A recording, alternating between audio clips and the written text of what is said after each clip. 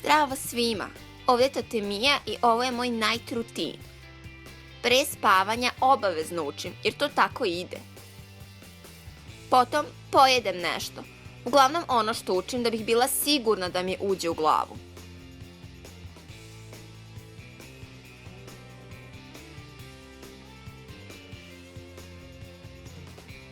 Sad je vreme za večeru.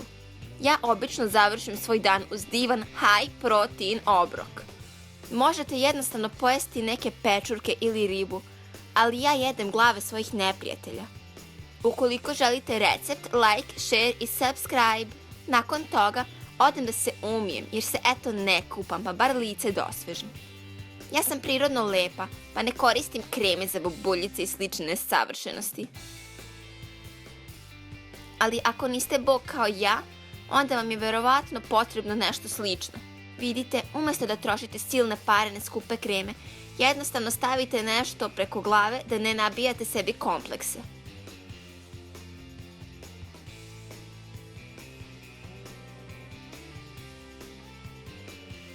Obucite svoju omiljenu pidžamicu i nek vam sluge operu zube.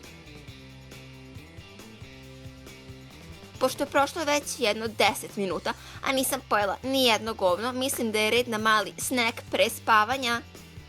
Vidite, ljudski organizam se bazira na preradi govana, tako da se potrudite da pojedete bar onoliko koliko popijete vode, da se izjednači. Dakle, red je na spavanje. Obavezno sanjajte nešto lepo. Ja stvarno samo se ide ovaj klip. Pitate se zašto ja kanal klipu? Pa da mi nabija subscribere, naravno, ona izvlači prosek. Sam te smorila? Jesam, i sebe sam smorila i njih sam smorila. Danas nam se svidjelo i mi se vidimo u sljedećem klipu.